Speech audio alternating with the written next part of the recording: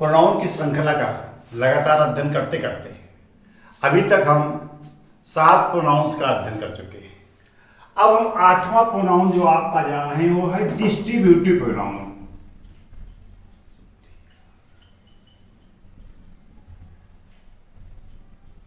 Distributive pronoun, इसे हिंदी में हम कहते हैं विभाग सूचक सर्वनाम।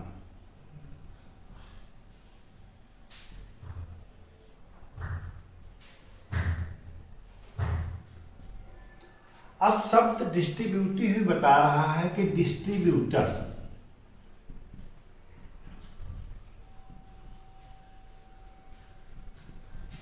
डिस्ट्रीब्यूशन, इसका मतलब हो गया बंटवारा। अब चूंकि डिस्ट्रीब्यूटिव प्रोनाउन वह प्रोनाउन है, या हम कहें विभाग सूचक सर्वनाम वह सर्वनाम है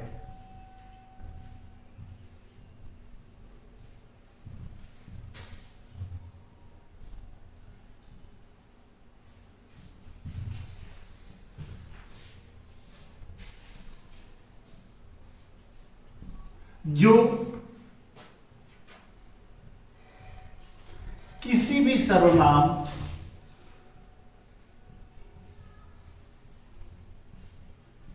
में से प्रत्येक को सूचित करता है।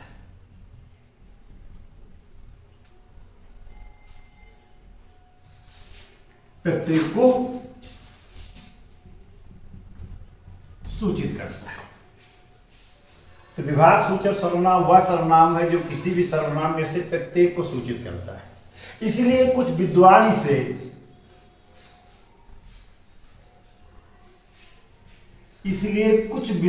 इसे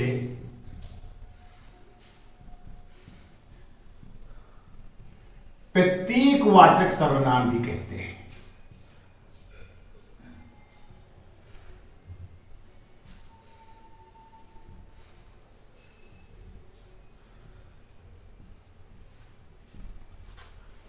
इस प्रकार से हम इस निष्कर्ष पे पहुंचे कि विभाग सूचक सर्वनाम वह सर्वनाम है जो किसी भी सर्वनाम में से प्रत्येक को सूचित करता है। इसलिए कुछ विद्वान इसे प्रत्येकवाचक सर्वनाम भी कहते हैं और विभाग सूचक सर्वनाम भी कहते हैं, लेकिन जो प्रचलित नाम है वो विभाग सूचक सर्वनाम है।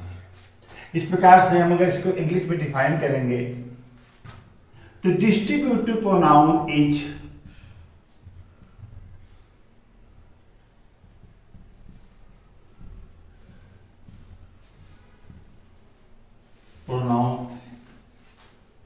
pronoun is a pronoun to show each and everyone।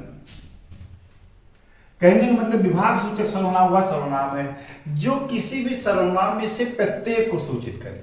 ऐसे विज्ञापन की ओर जाए तो हो जाएगा each boys will get a prize।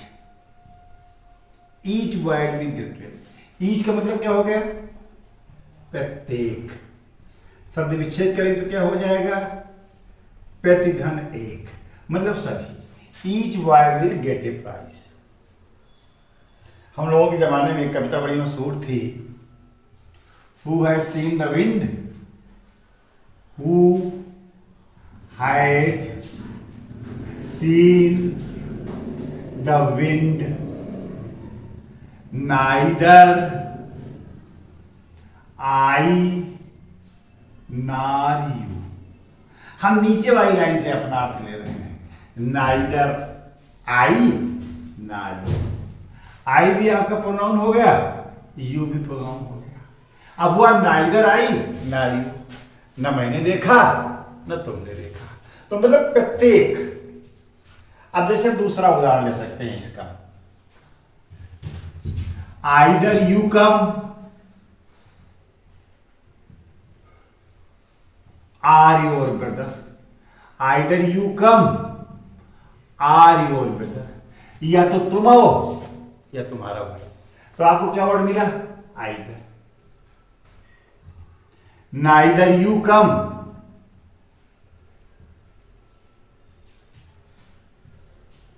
नार योर ब्रदर, न तुम आए न तुम्हारा भाई। ईच ने अपने साथ क्या लिया? आर। नाइदर ने अपने साथ क्या लिया? नार। इस प्रकार से हम पहुंचे each, every, either, neither, or, नार।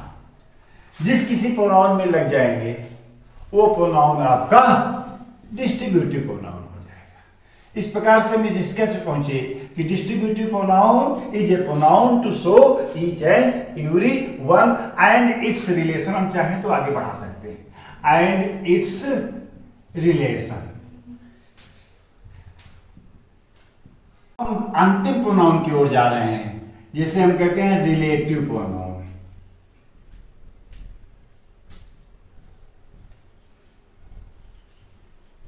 हिंदी में कहते हैं संबंधवाचक सर्वनाम।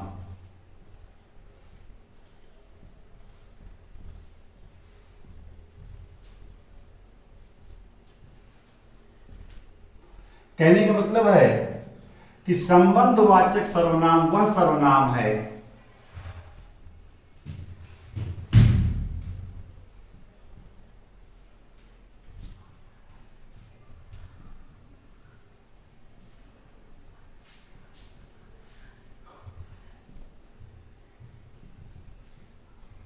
जो एक संज्ञा का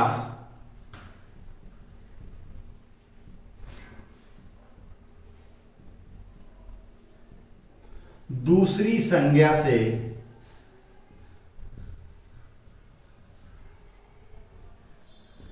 संबंध प्रकट करता है।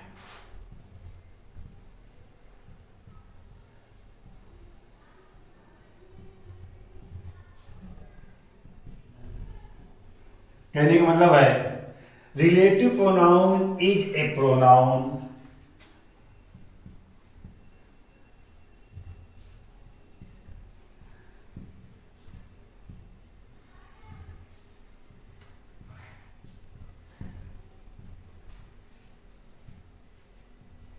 to show its relation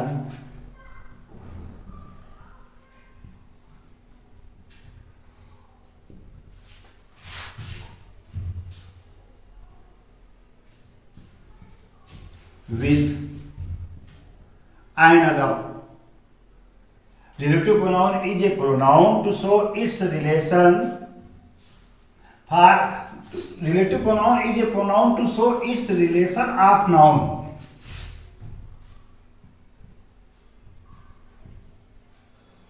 To another noun. To another noun. कहने का मतलब relative pronoun is a pronoun to show its relation of noun to another noun. मतलब एक संज्ञा जब अपना संबंध किसी दूसरी संज्ञा से प्रकट करती है तो उनको जोड़ने के लिए हम जिस प्रोनाउन का प्रयोग करते हैं वही रिलेटिव प्रोनाउन हो जाता है। कहने का जैसे मैं वाक्य ले सकता हूं, आई have a watch, I have a watch, मेरे पास एक घड़ी है, विच is made of steel. I have a watch which is made of steel. मेरे पास एक घड़ी है जो स्टील की बनी हुई है। मतलब वॉच को व्यक्त करने के लिए आपने क्या वर्ड लाया? विच। तो विच ने क्या किया? दोनों के संबंधों को जोड़ दिया और इसने अर्थ क्या निकाला हिंदी में? जो। कहने का मतलब है वॉच को व्यक्त करने के लिए जिस अगले प्रोनाउन का प्रयोग किया गया है वही आपका रिलेटिव प्रोनाउन होगा। जैसे here is a man,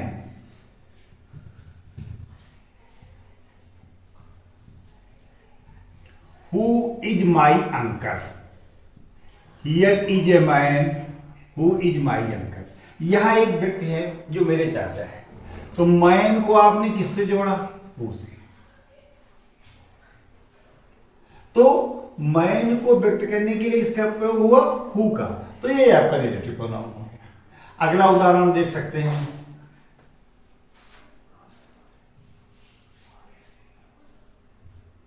I have a pen which I like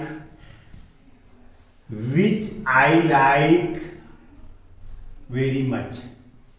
I have a pen which I like very much. मेरे पास एक कलम है जो मुझे बहुत पसंद है। तो पेन को व्यक्त करने के लिए आप क्या ले आए? which। इस प्रकार से हम बहुत से एग्जाम्पल्स में पहुंच सकते हैं।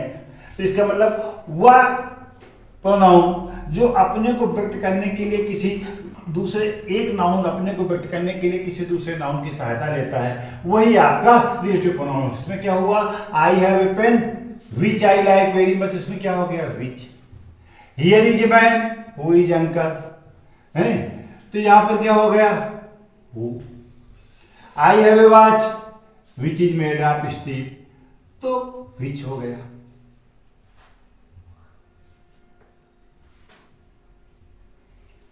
I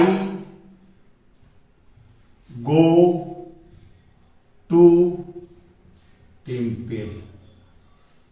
I go to temple where I worship. Where I worship. मैं मंदिर जाता हूं और वहां मैं पूजा करता हूं। तो टेम्पल के लिए आपने क्या प्रयोग किया? वेयर। इस प्रकार से हम निष्कर्ष पे पहुंचे कि संबंधवाचक सर्वनाम वह सर्वनाम है जो एक संज्ञा को दूसरी संज्ञा से संबंध प्रकट करता है। अर्थात relative pronoun is a pronoun to show its relation of noun to another noun that is relative pronoun. तो बहुत से एग्जाम्पल्स मैंने आपको बताए। इस प्रकार से प्रोनाउन की यह श्रृंखला समाप्त हो गई।